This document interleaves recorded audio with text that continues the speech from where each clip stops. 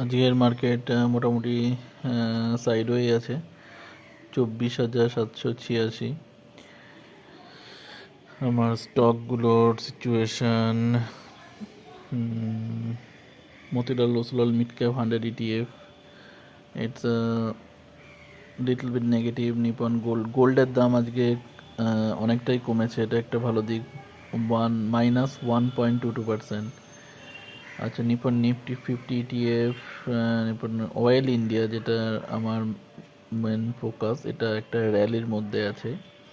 আমি আগেই বলেছিলাম 409-এর পর থেকে এটা একটা র্যালি নেবে, এবং এটা আমি মার্ক করেও রেখেছি, আপনারা দেখতে পারেন।